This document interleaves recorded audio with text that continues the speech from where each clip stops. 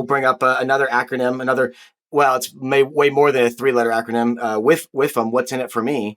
And that even as a plumbing contractor versus a general contractor, what's in it for you to do BIM really is a great example of what we'd historically call little BIM versus big BIM, right? Like within your world of the scope of work that you're on, you can use BIM in ways that help with your fabrication to delivery and kind of your internal operations. Now that you're a GC, it's more of like a risk management policy of how are you getting everyone to do it. But now not only do you have one person resisting, you've got everybody resisting you, right?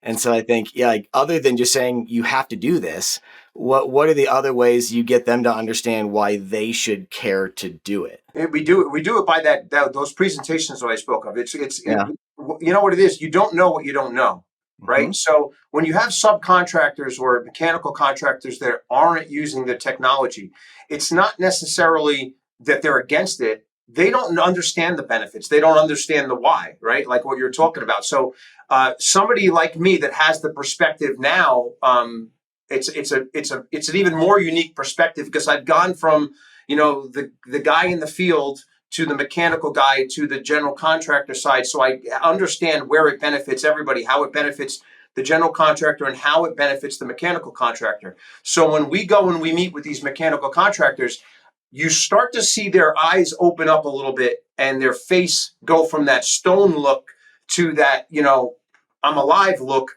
when they start to understand that there's profit in this and that they are losing money now because let's face it, for the last 10 years, the you have to do this has been the BIM, right? It's been that line item in that contract that says you are responsible for 3D coordination, or like we like to refer to it as BIM or VDC, right? Now, if you do that process and then you forget about the process thereafter and just hand a piece of paper to the guy in the field, you've wasted 80% of what you've done. So these subcontractors that don't want to do it, the taste in their mouth for the last 10 years has been, I'm spending $70,000, $80,000, $100,000 in BIM coordination, and I get no benefit when I go out to the field. And that's because they don't understand how to take it to the next level. The prefabrication, the packaging, the kitting, the spooling, whatever you want to call it, they don't understand that. When they start to understand the total station layout, the packaging of a project and see how fast they could be, then all of a sudden they start to change and say, you know what, maybe it's worth this disruption. Maybe it's worth being the stupidest guy on the job again, because that's where it comes, especially to the guys in the field. You are a 30-year plumbing pipe fitter installer. When you get on that job, there's nothing that you don't know.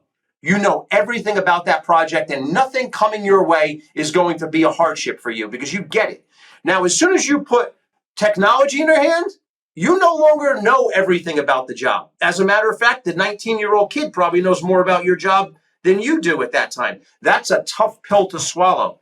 And what we have to get them to understand is the disruption is not a very long time. It's a brief disruption, and then thereafter, you become an even better general foreman, a better foreman, or whatever you are.